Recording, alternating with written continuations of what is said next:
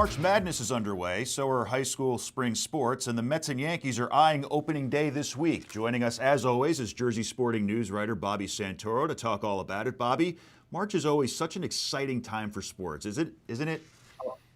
Yeah, it's absolutely the best time of the year for sure. It's like Christmas for sports fans. I know Thursday and Friday was definitely hard to get any work done because all I was doing was focusing on my brackets. So Yeah, well, definitely a great time of year to be a sports fan. speaking of, let's start with college hoops. Seton Hall got snubbed from the NCAA tournament, but they are performing well in the NIT. They've made it to the quarterfinals.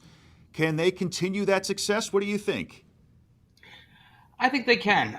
They've been very, in the past two games they got a little bit of a scare from St. Joe's in the first game. They kind of had to beat them in overtime, but they handled North Texas pretty well. Dre Davis and Kadari Richmond, they've been lights out as always.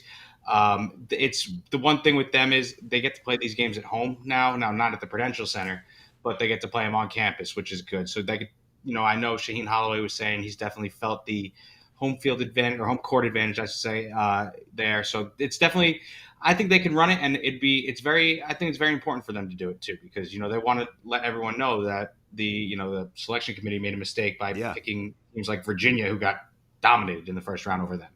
And speaking of dominated, St. Peter's, the one New Jersey school that made the NCAA tournament, got trounced by Tennessee in the first round. The underdog success they had 2 years ago won't be repeated this year, obviously. But we're now down to the Sweet 16. What do you think lies ahead for these teams who are still in the bracket? Well, I'm hoping it's UConn because I have them in my bracket. But I definitely think that it's kind of we've seen some scares. Creighton got a scare on Saturday night. Were able to pull away and win pretty handily in overtime. But they were pushed to overtime. You see things like Clemson losing last night to Baylor, or Baylor losing to Clemson, I should say, and then. There's been some upsets. It's been kind of par for the course this year, though. Nothing really huge. You get Duquesne with that win in the first round, but they kind of fall off.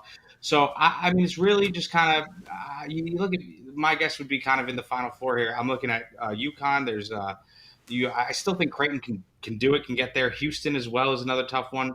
So we'll see who can do it. But it just seems like UConn's too strong for everybody this year. Oh, yeah, yeah. And let's switch gears here. High school baseball and softball are underway. Can you talk a little about which teams are the ones to watch? Yeah, I mean, if we look at the Big North Conference here for the non-public schools, you're always going to have Don Bosco. Don Bosco's there. They were the top team in New Jersey for the second straight season.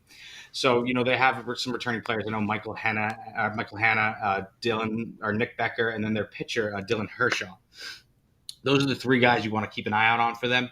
They are, they're returning players. They've been there before. They've been there for being the top team in New Jersey, so they're definitely there. There's Bergen Catholic though who can push them, where they were top 10 all spring last year. Even made an appearance in the Group 1 North non-public A final. Didn't win it, but they were there, so they're always a solid team to look out for. And you have other teams like DePaul Catholic. It's going to be in that Big North Conference. It's like it's a loaded conference. So we'll Right. see who can come out on top. See if anyone can dethrone Don Bosco. Could be Bergen, could be DePaul, but those are the three big teams that I'm looking for, at least in that conference. I feel like you always hear Don Bosco in every sport we talk about, Yeah. and for good reason. And finally, opening day is almost here for both the Yankees and Mets. I know the Yankees are without Garrett Cole, but they have a great offense going into opening day. And the Mets seem to have a decent lineup, too, although I've learned never to get my hopes up with that team. Any predictions for their season openers? Yeah, I mean, I like with Garrett Cole not being there. We talked about last week that it's not. They can't replace him. They have to figure out a way to kind of stay afloat. I mean, Nestor Cortez hasn't had a great spring. I know he's coming off that arm injury, the shoulder injury last year. I could see them. The Yankees, their offense, they have to out hit their pitching, which they couldn't do last year. Obviously, Juan Soto and Aaron Judge in the middle of that lineup are going to be great, or Yeah. the beginning, I could say. But when it comes to the Mets, I still think signing JD Martinez over the past was the weekend or Thursday night. Yeah, Signing that JD was a Martinez, nice little sleeper. I liked that. I yeah, liked that acquisition. Hopefully, he I, doesn't go down the Jason Bay route and he stays the JD Martinez we all know and love. But I thought that was a great acquisition for the Mets.